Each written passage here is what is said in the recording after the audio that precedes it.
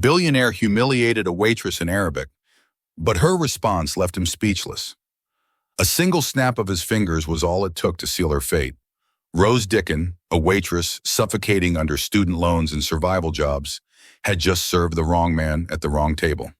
Wahab Rasheed, Arab billionaire, international investor, and tonight's guest of honor, leaned back in his leather booth and began speaking in rapid, cutting Arabic. He insulted her intelligence, mocked her existence, and dismissed her humanity. He assumed the help was deaf. He assumed she was ignorant. What he didn't know was that Rose's unpaid loans came from years of linguistic training. She stopped mid-step, turned slowly, and the words that left her mouth didn't just stop his heart. They rewrote the entire power structure of the room. Before we continue with this story, please hit that subscribe button, like this video, and share it to show your support for this channel. Your support is what inspires us to bring you stories like this. Now let's begin.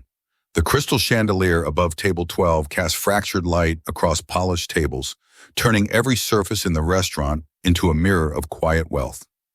It was 8 p.m. on a Thursday, and Hawthorne and Sterling, the kind of establishment that didn't advertise because it didn't need to, hummed with the low murmur of power deals and inherited fortunes. The air was thick with the scent of aged wine and seared wagyu, money so old it had stopped trying to prove itself. Rose Dickon, 28 years old and running on 4 hours of sleep, balanced a tray of appetizers with the practiced grace of someone who'd learned to make herself weightless. Each plate represented a week of her rent. Each smile cost her a piece of dignity she'd stopped trying to reclaim. By any measure that mattered to her former professors, Rose was exceptional. She held credentials in modern linguistics with specialization in Arabic dialects.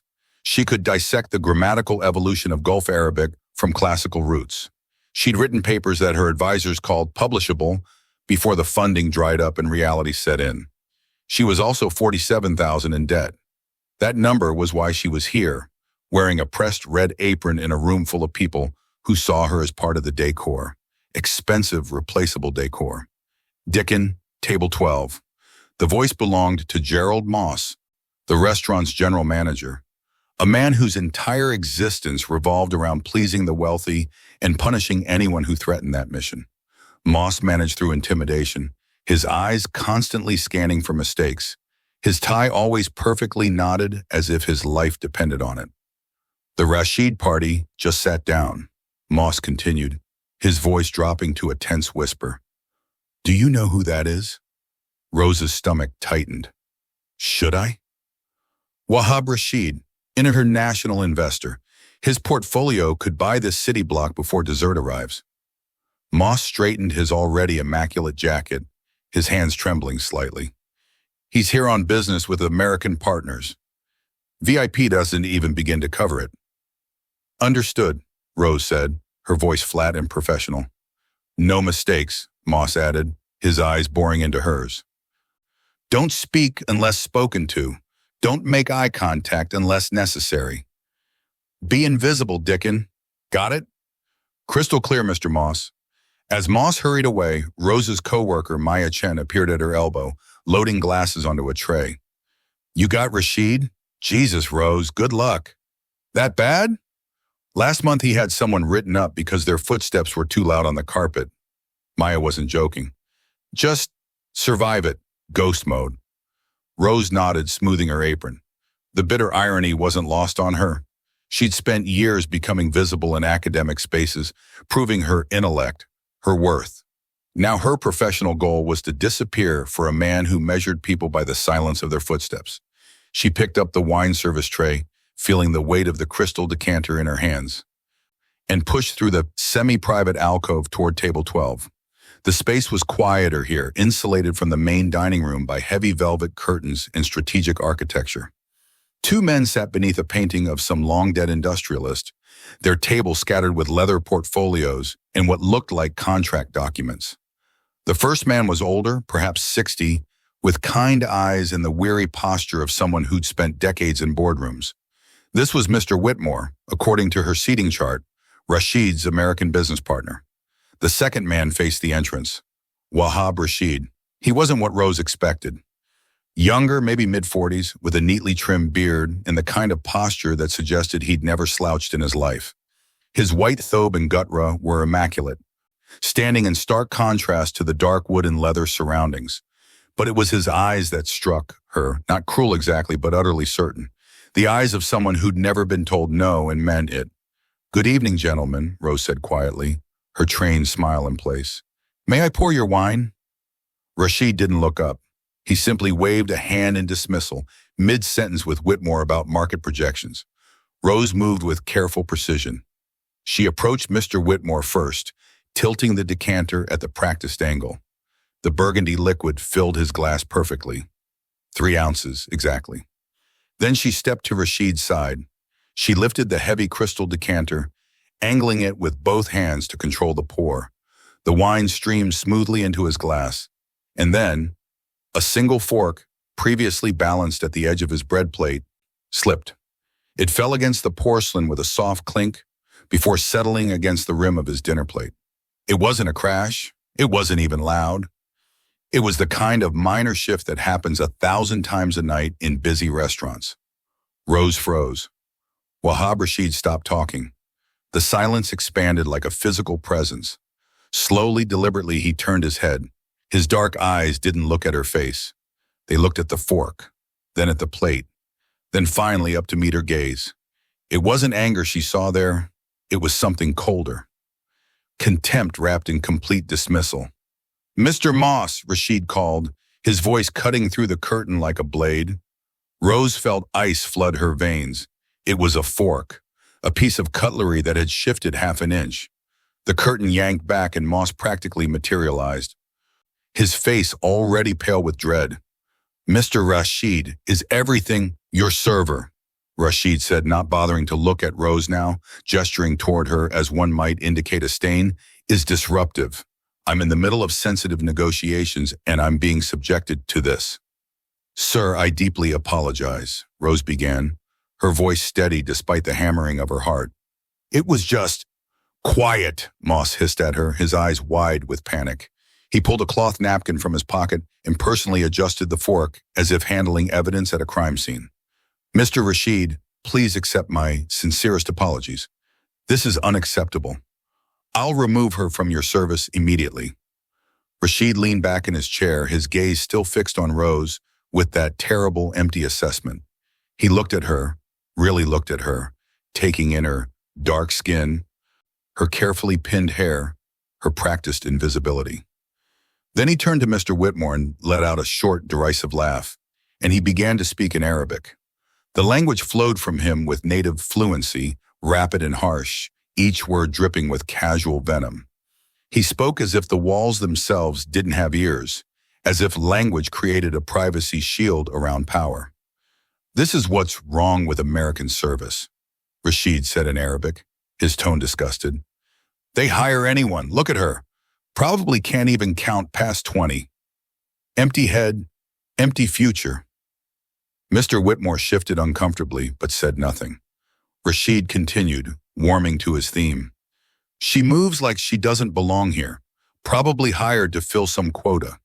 I doubt she could manage a conversation beyond, 'Would you like fries with that?'" He smirked, glancing back at Rose, who stood frozen with the decanter still in her hands.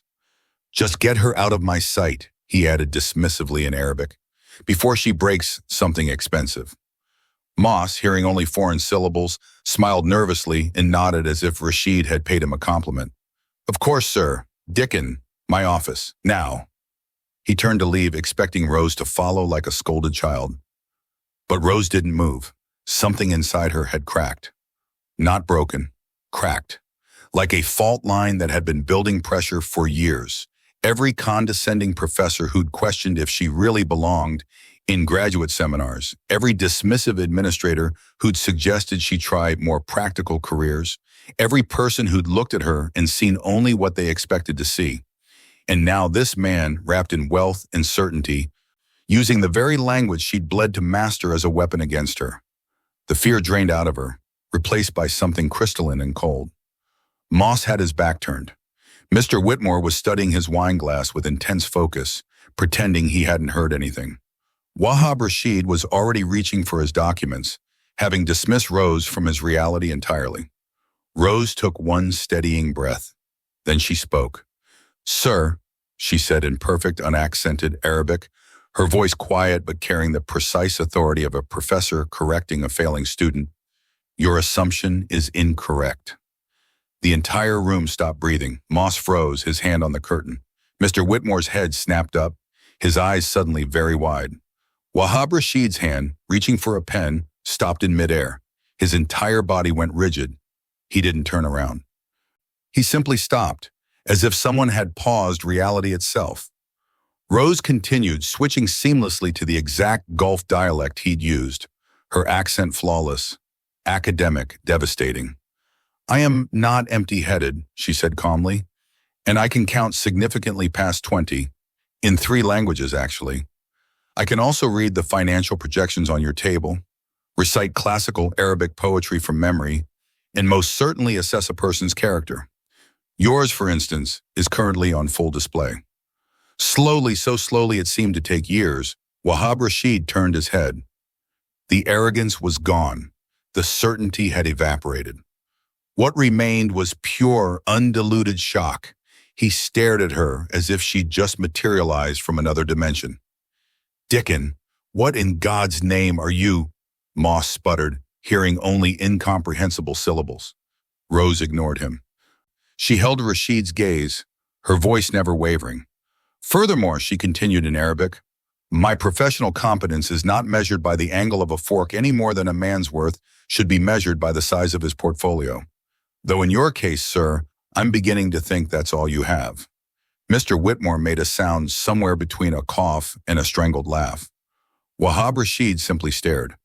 The man who commanded boardrooms, who'd built empires, who'd never in his life been truly challenged, he was completely, utterly speechless. This waitress, this nothing, had not only understood his private insult, she'd responded, corrected him, and done it in a dialect that most academic experts struggled to master.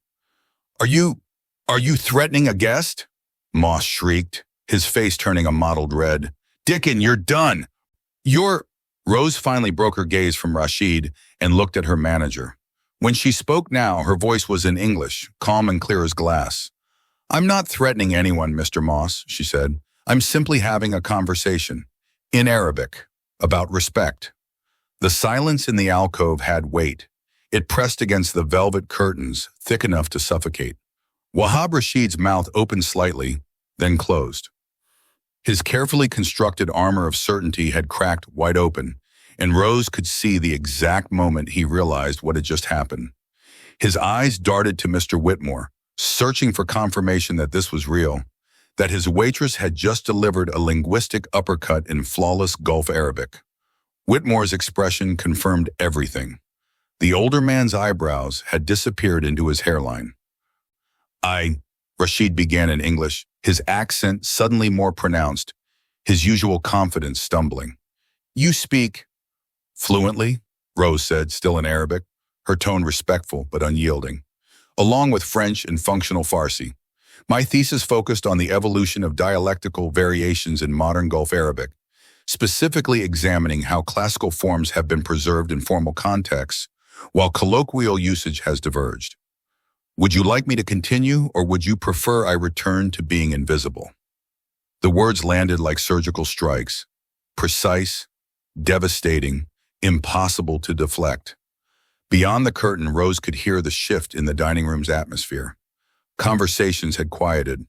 The type of people who dined at Hawthorne and Sterling had finely tuned instincts for drama, especially drama involving the wealthy.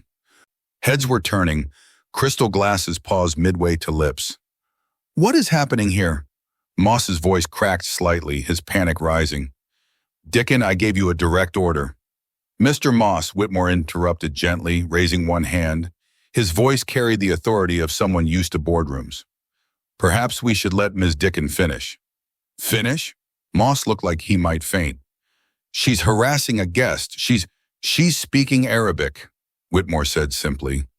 "Remarkably well, from what I can tell." He glanced at Rasheed. "Wahab?" Rasheed's jaw worked silently. He seemed to be trying several responses simultaneously, none of them making it past his throat. Finally, he managed, "Where did you—" He switched back to Arabic, as if testing whether this was real. "Where did you learn to speak like this?" "University," Rose replied calmly. 5 years of intensive study, 2 years working with native speakers, 1 year in Jordan on a research grant I couldn't afford to turn down. I learned because I loved it, the structure, the poetry, the history embedded in every phrase. I learned it because it mattered. She paused, letting that sink in. "You used it tonight because you thought it made you invisible to judgment," she continued. "I used it my entire adult life because I thought it would make me visible as something more than what you assumed I was." The color had returned to Rasheed's face, but now it was a different shade, something between shame and anger, the two emotions fighting for dominance. He straightened in his chair, trying to reclaim his authority. "You were eavesdropping," he said in English, his voice harder now. "That was a private conversation." "Private?" Rose switched to English as well, her tone measured.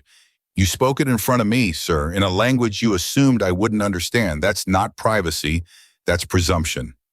You deliberately deceived—" "I poured wine," Rose said simply. "You made assumptions. Those aren't the same thing." Moss finally found his voice again, and it came out as a strangled shriek. "Dickon, that is enough. You are being wildly disrespectful. You do not speak to guests this way. You do not—" He spun toward Rasheed, his hands clasped almost in prayer.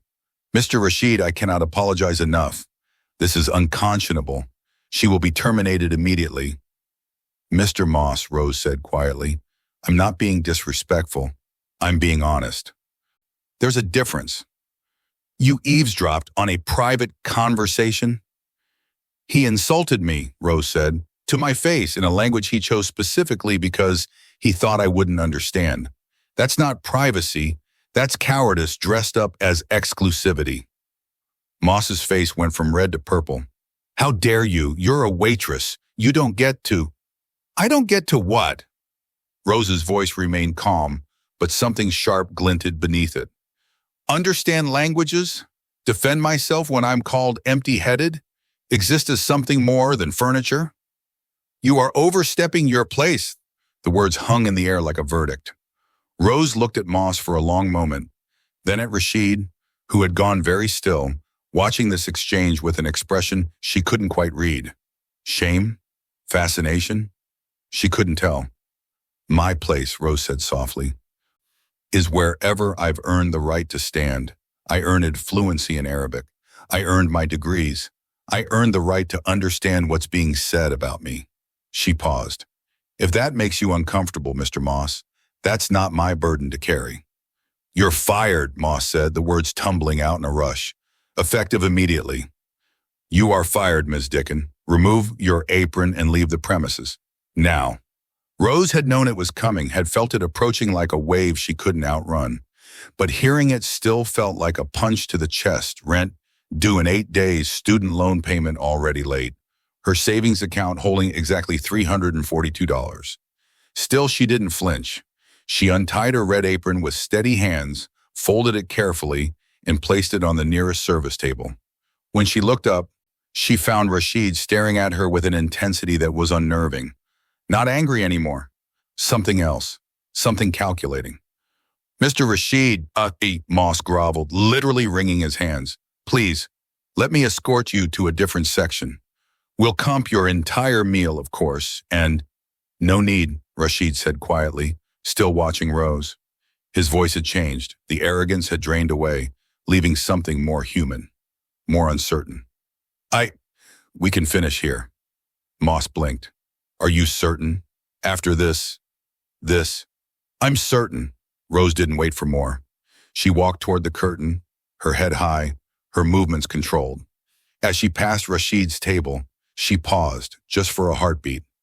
"Ma'a salama," she said quietly in Arabic. "Goodbye," then softer. "I hope your negotiations go well. And I hope you remember that intelligence doesn't announce itself with wealth. Sometimes it just serves your wine." She didn't wait for a response. The walk through the dining room felt endless. Every eye in the restaurant followed her.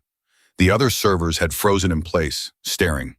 Maya looked stricken, mouthing, "What happened?" Rose gave her the smallest shake of her head, later, and kept walking. The maitre d' at the front desk looked confused as Rose passed. "Ms. Dickon, your shift doesn't end until—" "It just did," Rose said simply. She pushed through the heavy brass doors and stepped into the cool night air. The street was quieter than the restaurant had been, the city's ambient noise almost peaceful by comparison. Rose walked 3 blocks before she let herself stop, leaning against a brick wall in the shadow between streetlights. Her hands were shaking now. The adrenaline was draining away, leaving behind the cold reality. She was unemployed, in debt, and had just burned a bridge she couldn't afford to lose. But somewhere beneath the fear, something else burned. Pride. She'd spoken. She'd been heard. For the first time in years, she hadn't made herself small. Rose pulled out her phone, staring at the dark screen. She'd need to update her resume tonight, start applications in the morning, figure out which bill to pay late and which to prioritize. The future was a cliff edge in the darkness, but at least she'd left that restaurant with something money couldn't buy. She'd left with her voice intact. Rose's apartment was a 40-minute walk from Hawthorne and Sterling, but she couldn't afford the rideshare tonight. Not anymore. She walked through neighborhoods that transformed like chapters in a book about inequality. First came the blocks of polished storefronts and art galleries, where well-dressed couples debated which wine bar to try. Then came the transitional streets, chain restaurants, convenience stores, the gradual dimming of aspirational lighting. Finally, her neighborhood, cracked sidewalks, corner bodegas with barred windows, the distant wail of sirens providing the soundtrack to survival. The contrast had never felt sharper than tonight. She'd spent her evening serving people who spent more on wine than she made in a week. And now she was calculating whether she could skip breakfast tomorrow to stretch her grocery budget. Her building's lobby smelled like bleach and someone's burned dinner. The elevator was broken again, so Rose climbed 4 flights of stairs, her legs aching from the double shift she'd almost completed. Almost. The apartment was exactly as she'd left it, a studio that generously called itself a 1-bedroom, with a kitchenette barely large enough to qualify for the name. Rose dropped her keys on the counter and stared at the pile of mail she'd been avoiding. 3 envelopes with red final notice stamps. Student loan servicer. Electric company. Credit card she'd opened for emergencies that had become a permanent crisis. She sank onto her second-hand couch, a Facebook Marketplace find with a mysterious stain she'd covered with a throw blanket, and finally let herself feel the weight of what had happened. $47,000 in debt, 0 income, rent due in 8 days. Rose's phone buzzed. A text from Maya. "OMG, are you okay? What happened?" She typed back, "Long story, I'm fine, talk tomorrow." But she wasn't fine. The memories came unbidden, flooding back like unwelcome guests. 7 years ago, her grandmother's kitchen table, the afternoon light slanting through yellowed curtains. Siti Noor, her mother's mother, who'd emigrated from Lebanon decades before, patiently correcting Rose's pronunciation of Arabic phrases. "La, Habibi, the ayn comes from here," touching her throat. Feel it? Rose had been 17, fascinated by the sounds her grandmother made, the way language could carry entire worlds of meaning. Siti Noor had told her stories in Arabic, half in dialect, half in English, when the words failed her. And Rose had fallen in love with the gaps between languages, the places where meaning lived in translation. "Learn this," her grandmother had said. "Learn it properly. It makes you rich in ways money never will." 5 years ago, the university advisor's office, fluorescent lighting making everything look sickly. Professor Mitchell had leaned back in his chair, fingers steepled, his expression one of practiced concern. "Ms. Dickon, your work is impressive, but have you considered something more practical? The job market for linguistic specialists is quite limited." Translation, "Are you sure you belong here?" Rose had smiled politely. "I'm sure, Professor." She'd graduated with honors. It hadn't mattered. 2 years ago, the moment she'd withdrawn from the PhD program, standing in the registrar's office, signing forms that felt like surrender documents. The funding had evaporated. Her savings had run dry. The choice between education and rent wasn't really a choice at all. She cried in her car for 20 minutes, then went to her first shift at a different restaurant, plastering on a smile that felt like a mask she'd wear forever. Rose opened her laptop now, the screen's glow harsh in the dark apartment. Her inbox was already filling with automated rejections from applications she'd submitted weeks ago. Thank you for your interest, however. We've decided to pursue other candidates. Your qualifications don't align with... She pulled up a job search site and stared at the blinking cursor. What was she supposed to put on her resume now? Fired for speaking Arabic to a customer who was insulting me in Arabic? Her fingers hovered over the keyboard. Maybe Moss had been right. Maybe she had overstepped. The customer is always right. Wasn't that the rule? Even when the customer is destroying you in a language he thinks is a shield? Rose closed the laptop. She thought about all the times she'd swallowed insults, smiled through condescension, made herself smaller to fit into spaces that didn't want her. She'd survived by being invisible. Tonight she'd chosen visibility. Invisibility, apparently, came with a price tag she couldn't afford. The apartment was too quiet. Rose stood and walked to her window, looking out at the city's scattered lights. Somewhere out there, Wahab Rasheed was probably in a luxury hotel suite, already having forgotten her name. The incident would be nothing to him. A minor disruption, easily smoothed over. For her, it was everything. Rent, food, the slow drowning of debt pulling her under. Was it worth it? She whispered to her reflection in the glass. Her reflection didn't answer. Rose felt the tears coming before she could stop them. Hot, angry, exhausted tears that she'd been holding back since the moment Moss had said, "You're fired." She slid down to sit on the floor beneath the window, hugging her knees to her chest, and let herself break.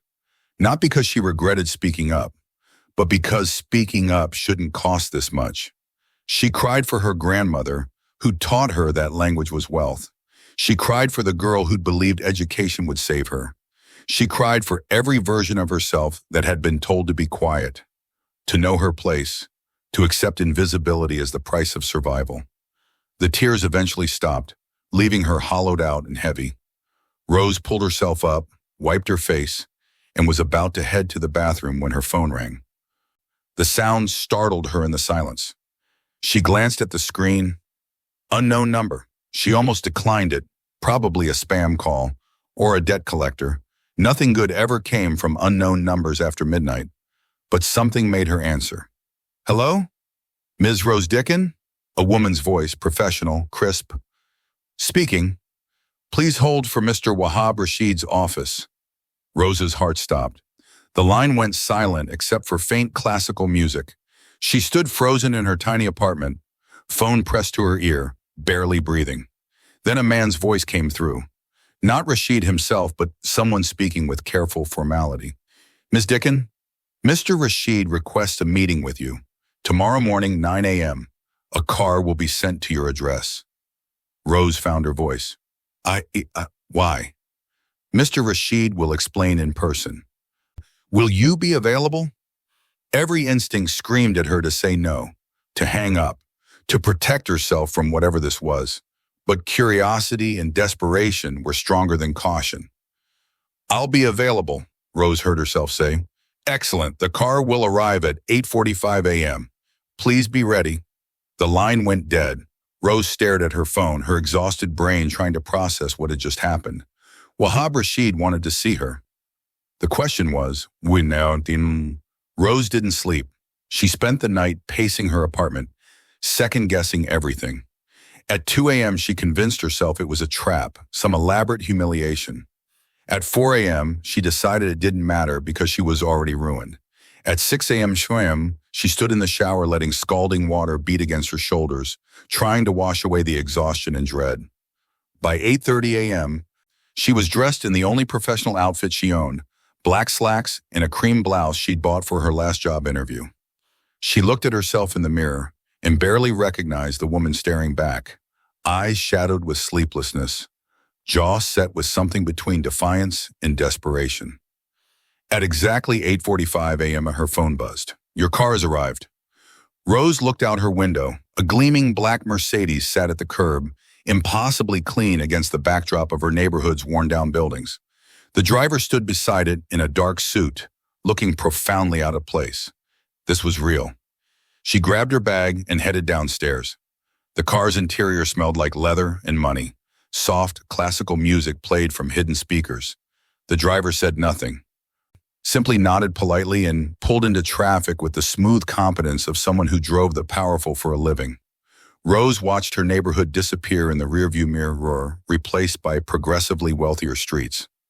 They glided through downtown's glass towers and turned onto a tree-lined boulevard she recognized. Hotel Row, where rooms started at $800 a night and went up from there. The Mercedes pulled beneath a covered entrance. The hotel's name gleamed in understated gold letters. The Whitmore Continental. Of course, a doorman materialized to open Rose's door. "Ms. Dickon, welcome, please follow me." She was escorted through a lobby that looked like a museum. Marble floors, crystal chandeliers, art that was probably original. Other guests moved through the space with the casual confidence of people for whom luxury was baseline existence. The elevator required a key card. The doorman swiped it, pressed the button for the penthouse level, and stepped back. "Mr. Rasheed is expecting you." The doors closed, leaving Rose alone with her reflection in the polished brass. She watched herself rise through the building, floor by expensive floor, wondering what waited at the top. The elevator opened directly into a suite, not a hallway. A suite. Floor-to-ceiling windows overlooked the city skyline. Minimalist furniture that probably cost more than her entire apartment. Fresh flowers in crystal vases. The kind of space that existed to remind you of your place in the world's hierarchy. Wahab Rasheed stood by the windows, his back to her. He wore a different thobe today. Still pristine white, but somehow less formal. More human. He turned as she entered. "Ms. Dickon," he said, "thank you for coming." His voice was different too, quieter. The arrogance that had dripped from every word last night was gone, replaced by something more measured, careful. Rose stayed near the elevator. "Your assistant didn't give me much choice about the timing." A ghost of a smile. "No, I suppose she didn't." He gestured to a seating area. "Please sit." Rose didn't move. "I'd prefer to stand. This won't take long, will it?" Rasheed studied her for a moment, and she watched him recalculate. "As you wish." He crossed to a chair but remained standing as well, respecting her boundary. "I'll be direct. Last night I made assumptions about you. They were wrong." "Yes," Rose said simply. "They were. I underestimated you, badly." He paused. "I'm not accustomed to being wrong, Ms. Dickon. It's instructive." "I'm glad I could provide instruction." Her voice was polite but edged with steel. "Though I imagine you didn't summon me here at 9 in the morning just to apologize." "No," Rasheed moved to a table where documents were spread out. "I'm in the United States negotiating a significant partnership, a joint venture between my investment group and several American firms, energy infrastructure primarily. The deal is worth approximately $2.3 billion. Rose waited. "It's failing," Rasheed said bluntly, "not because of finances or logistics, because of communication." "You have translators." "I have translators who convert words," he said. "What I don't have is someone who understands nuance, cultural context. The space between what's said and what's meant." He looked at her directly. "Last night you demonstrated mastery of both language and subtext. You didn't just speak Arabic, you wielded it like a scalpel." Despite herself, Rose felt a flicker of professional pride. "My American partners think I'm being unreasonable," Rasheed continued. "My team thinks the Americans are being disrespectful. Everyone is technically correct in translation, but functionally we're speaking different languages." He paused. "I need someone who can bridge that gap, someone who understands both worlds." "You need a cultural consultant," Rose said. "I need you." The words hung in the air between them. "Why, Brian?" Rose asked. "You fired me 12 hours ago. Well, had me fired." "I didn't fire you. Your manager did." "Because I embarrassed you." "Because you were right," Rasheed said, and there was heat in his voice now. "You were right, and I couldn't tolerate being corrected by someone I dismissed as beneath notice. That's ego, Ms. Dickon.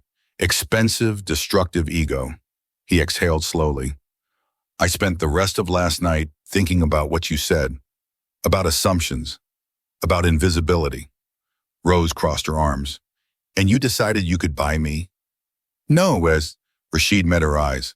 I decided I could hire you at a rate that reflects your actual value, not the poverty wages restaurants pay brilliant people they're lucky to have. What rate? He named a number. Rose felt the floor tilt beneath her. It was more than she'd made in 6 months at Hawthorne and Sterling. For 2 weeks of work. She stopped recalculating. That's assuming I accept. Of course. Rose walked to the windows, needing space to think. Below, the city sprawled in the morning light, millions of people fighting their own battles with dignity and debt. She'd been one of them yesterday. What was she today? I need to be clear about something, Rose said, turning back to face him. If I do this, if I even consider this, I'm not your employee. I'm a consultant, an equal voice at the table. Agreed. I won't be dismissed or ignored when I'm speaking. Not in English, not in Arabic, not in any language. Understood. And if you ever speak about me or anyone else the way you did last night, I walk immediately, contract or no contract. Rasheed was quiet for a long moment. Then he nodded. Those are fair terms. One more thing, Rose said. I want it in writing, all of it. Compensation, boundaries, terms of engagement. I want a contract that protects me. My attorney can have it ready by this afternoon. Rose studied him, searching for the trap, the catch, the moment where the power dynamic would snap back into place and remind her of her proper position. But Rasheed just waited, his expression open. Almost hopeful? When do negotiations start? Rose asked. Tomorrow, here in the city, then potentially in Dubai next week. She took a breath, thought of her apartment, her bills, her impossible debt, thought of her grandmother's voice. Language makes you rich in ways money never will. Maybe it could do both. I'll need to review the contract first, Rose said, but provisionally, yes, I'll do it. Rasheed exhaled, and Rose realized he'd actually been uncertain of her answer. The great Wahab Rasheed, unsure. Thank you, Ms. Dickon. Rose, she corrected. If we're going to work together, you should probably use my first name. Rose, he tested it, then, Wahab. She nodded. They stood there for a moment, two people from completely different worlds, brought together by humiliation and Arabic and the strange currency of being underestimated. I'll have the contract sent to you by 3, Wahab said. And Rose? Yes. For what it's worth, I am sorry, truly. Rose looked at him, really looked at him, and saw something she hadn't seen last night. Capacity for growth, willingness to change. Then prove it, she said quietly. Show me you meant it. She walked back to the elevator, pressed the button, and descended back toward her world. But she was bringing something new with her now. Not just money, not just opportunity, possibility. The boardroom was designed to intimidate. 20 floors above street level, walls of glass overlooking the city, a table so polished it reflected the faces of everyone seated around it. 12 people occupied leather chairs that probably cost what Rose used to make in a month.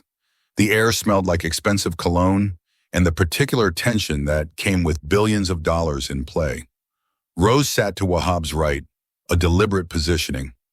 Not behind him like a subordinate, but beside him, a signal to everyone present. Across the table sat the American delegation. Richard Collier, CEO of Meridian Energy Group, flanked by his CFO, legal counsel, and a translator named David Hoffman. Hoffman was in his 50s, silver-haired, with the smug expression of someone who'd been the smartest person in rooms like this for decades. He'd looked at Rose exactly once when she entered, his gaze dismissive. Another assistant. She'd smiled politely and said nothing. Wahab's team rounded out the table, his COO, Mr. Whitmore, 2 Saudi executives and their own translator, a nervous younger man named Omar, who kept glancing at his notes. Shall we begin? Collier said, his voice carrying the kind of folksy authority that came from corner offices and country clubs. The first hour was posturing disguised as pleasantries. Coffee was served. Small talk was exchanged. Rose observed, saying nothing, watching how language moved through the room like a current beneath still water. Then they turned to the actual terms. Collier leaned forward. Now, about the profit-sharing structure. We're proposing a 60-40 split, given the infrastructure risk falls primarily on our side. Omar translated into Arabic for Wahab's Saudi executives. Rose's ear caught it immediately. The translation was technically accurate, but missing the implication. Collier had said infrastructure risk with emphasis, framing it as a concession. Omar had translated it neutrally, losing the rhetorical weight. One of the Saudi executives responded in Arabic, and Omar translated back. We find that ratio unacceptable. Collier's expression hardened. Unacceptable? That's a strong word. But the executive hadn't said unacceptable. He'd said khair munasib, which was closer to inappropriate or not fitting. A softer pushback, more negotiable. Rose watched the gap widen. Hoffman, the American translator, jumped in smoothly. Perhaps we're not being clear about the value proposition here. Our investment in preliminary surveys alone exceeds. He rattled off numbers, his Arabic fluid and confident. Too confident. Rose listened carefully. Nanu namil kul al-muqatir al-maliya, Hoffman said. We carry all the financial risk. But that wasn't what Collier had said. Collier had said infrastructure risk, not all financial risk. Hoffman was escalating the claim, making the American position sound more absolute than it was. Rose glanced at Wahab. He was frowning, sensing the shift but not catching the precise manipulation. She leaned slightly toward him and murmured in Arabic, He's exaggerating their claim. Collier said infrastructure risk, not total financial risk. Wahab's eyes flicked to her, then back to Hoffman. The negotiations continued. Back and forth, proposals and counter-proposals, the language getting progressively more aggressive. Rose noticed a pattern. Every time the Saudi side offered a concession, Hoffman's translation softened it, making it sound more generous than intended. Every time the American side made a demand, he translated it more forcefully, adding pressure. He was playing both sides, tilting the negotiation in the Americans' favor while maintaining plausible deniability. Finally, Rose spoke. Excuse me, she said, her voice calm but clear enough to cut through the conversation. I think there may be some confusion in translation. The room went quiet. 12 pairs of eyes turned to her. Hoffman's expression flickered, surprise then annoyance. I'm sorry, who are you exactly? Rose Dickon, she said evenly, cultural and linguistic consultant to Mr. Rasheed's team. I've been translating international negotiations for 15 years, Hoffman said, his tone patronizing. I assure you there's no confusion. Then perhaps confusion is the wrong word, Rose replied. Let me be more specific. She turned to Collier. Mr. Collier, when you mention infrastructure risk, you were specifically referring to the initial site surveys and permitting processes, correct? Collier nodded, looking puzzled. Yes, that's right. Rose switched to Arabic, addressing the Saudi executives. What was translated to you was that the Americans carry large financial risk in the entire project. That's not what he said. He said infrastructure risk only, a much narrower claim. The Saudi executives exchanged sharp glances. Hoffman's face flushed. That's a matter of interpretive emphasis. No, Rose said, still calm. It's a matter of accuracy. She pulled out her tablet where she'd been taking notes. Shall I walk through the other discrepancies? The temperature in the room dropped 10 degrees. Wahab leaned back in his chair, watching Rose with something like fascination. Please do. Rose went through her notes methodically. Each instance where Hoffman had shifted meaning, added implications, softened or strengthened language to manipulate the negotiation's direction. She presented it without emotion, just facts in two languages. By the time she finished, Collier looked genuinely shocked. His legal counsel was whispering urgently in his ear. Mr. Hoffman, Collier said slowly, is this accurate? Hoffman's jaw worked. These are complex negotiations. Sometimes nuance requires yes or no, David. A long pause. The translations were strategically framed to facilitate agreement. Strategically framed, Wahab repeated, his voice dangerously quiet. Strategically framed? Collier stood abruptly. Gentlemen, I apologize. This is unacceptable. David, you're done here. Please leave. Hoffman gathered his materials with shaking hands, his face a mask of barely controlled fury. As he passed Rose, he leaned down and hissed, "You just made a very powerful enemy." Rose met his eyes. "I just did my job." The door closed behind him with a heavy click. The room sat in stunned silence. Finally, Collier spoke. "Mr. Rasheed, I had no knowledge of this manipulation. I want to be absolutely clear about that." "I believe you," Wahab said. "But it raises an important question. How long has this been happening? And in how many negotiations?" added one of the Saudi executives in Arabic. Rose felt the weight of that question settle over the room. If Hoffman had been manipulating this deal, how many others had he corrupted? How many agreements had been built on linguistic lies? Collier looked at Rose. "Ms. Dickon, would you be willing to review the previous transcripts from our preliminary meetings? We need to know the full extent of this." Rose glanced at Wahab. He nodded almost imperceptibly. "I can do that," she said. "Thank you." Collier sat back down, suddenly looking exhausted. "I think we need to take a recess. Reconvene tomorrow with clean translations and clear terms." Everyone agreed. The meeting dissolved, people gathering their things, voices low and tense. As the room emptied, Wahab touched Rose's elbow gently. "Walk with me." They moved to the windows, away from the lingering executives. "How long have you known?" he asked quietly in Arabic. "I suspected after the first 20 minutes. Rose replied in the same language. "I was certain within an hour." "Why didn't you say something sooner?" "I needed to be sure. Accusing a translator of manipulation without proof would have destroyed my credibility." She paused. "And possibly the entire negotiation." Wahab was quiet, looking out at the city. "You saved this deal. You know that, don't you?" "I just translated accurately." "No, Atam." He turned to face her. "You saw what was invisible to everyone else. You understood the language beneath the language." His expression was serious. "That's not translation, Rose. That's power." Rose felt the truth of it settle in her bones. For years, she'd thought her expertise was academic, interesting but impractical. But here, in this room, her knowledge had been a weapon, a shield, a force that had shifted the balance of billions of dollars.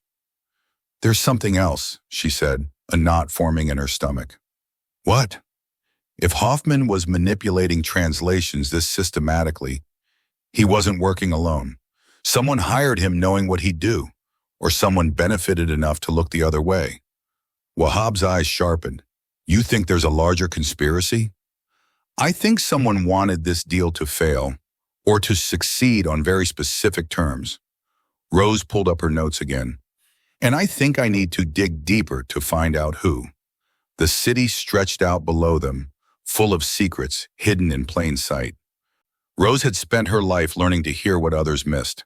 Now she just had to figure out who was lying and why.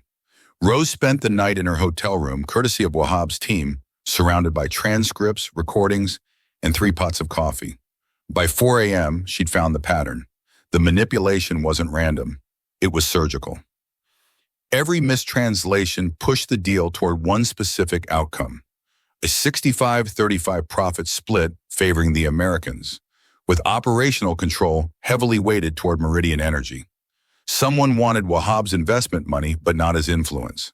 The question was, who? By the time negotiations resumed the next morning, Rose had a theory and a plan. The boardroom felt different today. The easy confidence had evaporated, replaced by careful suspicion. Collier had brought a new translator, a woman named Patricia Chen, who came with impeccable credentials and a no-nonsense demeanor. Omar remained on Wahab's side, looking relieved to have backup. But there was a new face at the table. Marcus Hendricks, Meridian's VP of International Development, had flown in overnight. He sat beside Collier with the kind of relaxed authority that suggested he was used to being the smartest person in any room. Late 40s, expensive suit, Harvard ring catching the light. Rose had read his file. MIT undergrad, McKinsey consultant, 3 years working in the Gulf before returning stateside. He spoke Arabic. That detail had been buried in his bio, mentioned almost in passing. Interesting. Let's establish some ground rules, Collier began. All translations will be verified by both parties before we proceed with any terms. Agreed? Wahab nodded. Agreed. Good. Collier gestured to Patricia. Ms. Chen will handle our translations with full transparency. The morning proceeded carefully. Every statement was translated, verified, confirmed. It should have felt safer. Instead, Rose sensed a coiled tension in the room, like everyone was waiting for the next shoe to drop. By midday, they'd reconstructed most of the original terms, fairly this time. The profit split moved to 55-45. Operational control became genuinely shared.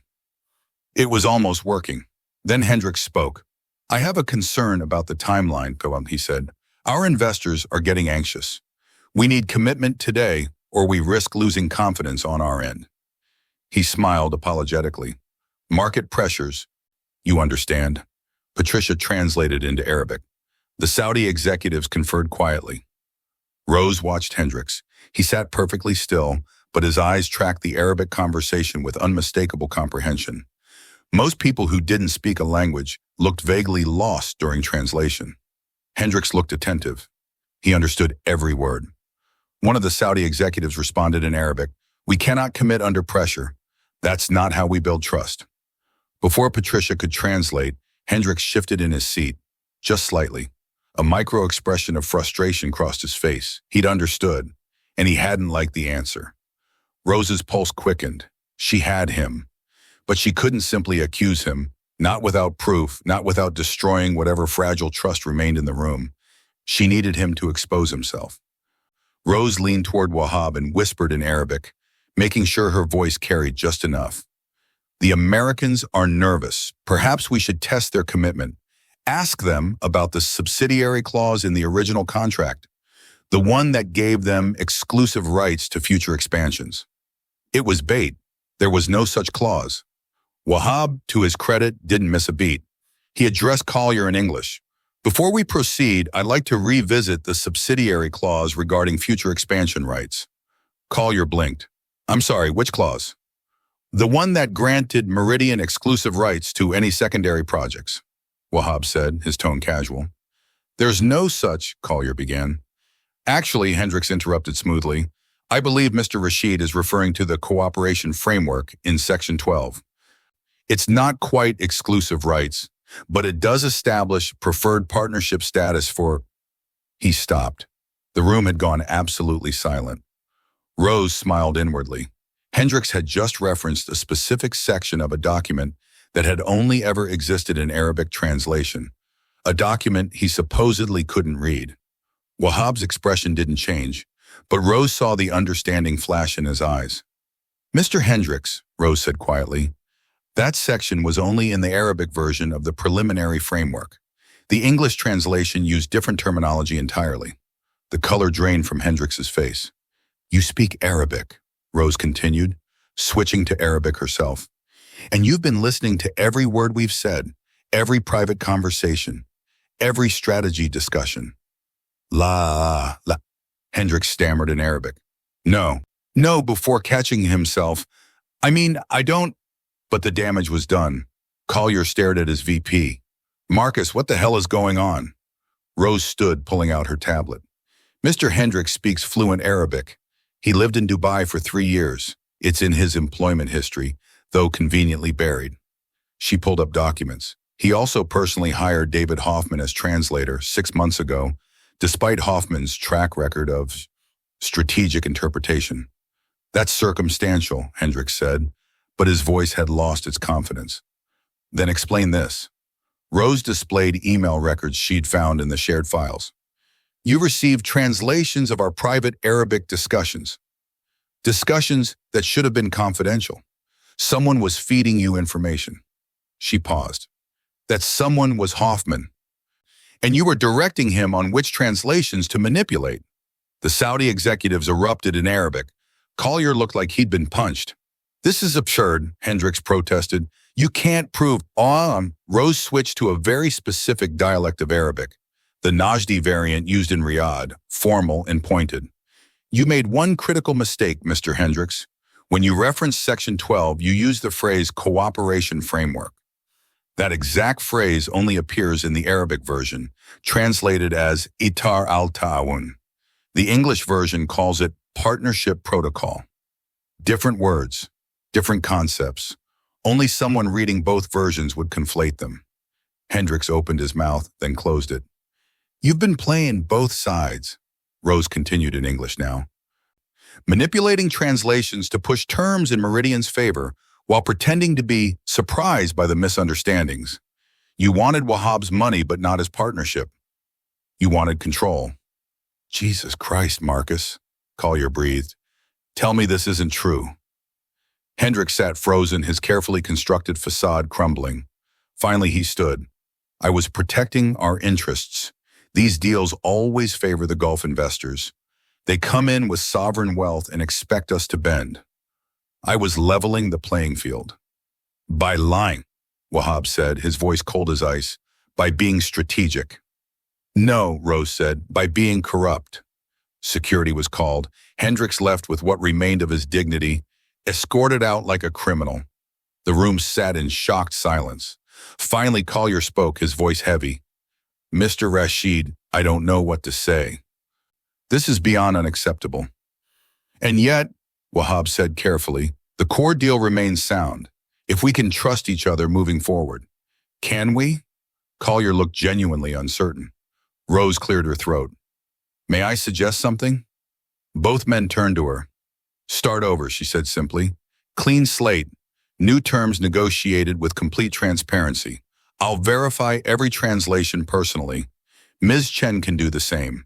We build this deal on truth, or we don't build it at all. Collier looked at Wahab. Would you be willing? Wahab was quiet for a long moment. Then he nodded. On one condition. Name it. Rose leads the negotiation, on my behalf with full authority. Rose's breath caught. Wahab. You saw what no one else could see, he said, looking at her directly. You understood the language beneath the language. You saved this deal twice, he turned to Collier. She represents my interest, completely. Collier studied Rose, reassessing. Ms. Dickon, are you prepared for that responsibility? Rose thought about every time she'd been told to be quiet, to know her place, to accept invisibility. She thought about her grandmother's voice. Language makes you rich. Yes, she said, I am. 3 days later, the deal was signed. Fair terms, real partnership, built on a foundation of actual trust. At the signing ceremony, Wahab stood to make remarks. He spoke in English, then Arabic, ensuring everyone understood. This agreement exists because one person had the courage to speak truth to power, he said. Rose Dickon saw what others missed and had the integrity to expose it, even when silence would have been safer.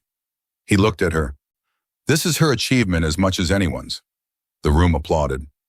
Rose sat quietly, feeling the weight of recognition she'd spent years chasing. She'd finally been seen. Not despite her intelligence, but because of it.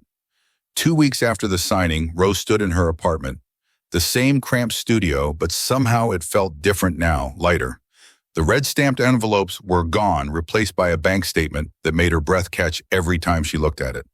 Financial security was strange, quieter than she'd imagined. Her phone buzzed. A message from Wahab.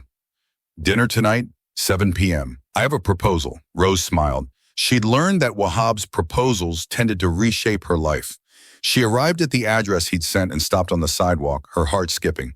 Hawthorne and Sterling, the restaurant where this had all begun. The maitre d' recognized her immediately. His expression shifted from professional politeness to something like awe. Ms. Dickon, welcome.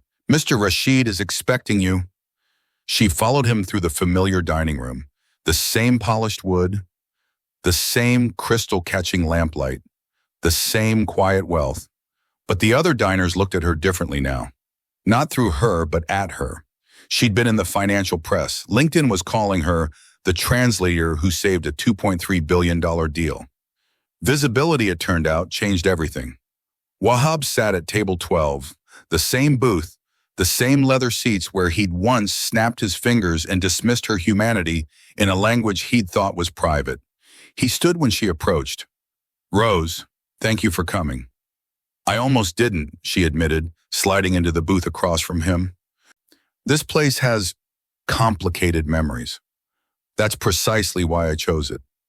Wahab's expression was serious. I needed to sit here again, to remember who I was that night. He paused, and to apologize properly. You've already apologized.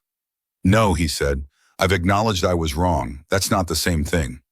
He leaned forward, his hands folded on the table. Rose, I humiliated you. I used language as a weapon because I could, because I thought my wealth made me immune to consequences. His voice was quiet. I am deeply, truly sorry. Not because you turned out to be valuable to me, but because what I did was wrong, period. Rose felt something loosen in her chest. Thank you, she said softly. That means something. A server approached, not the same one from that night, but young, nervous, trying to be invisible.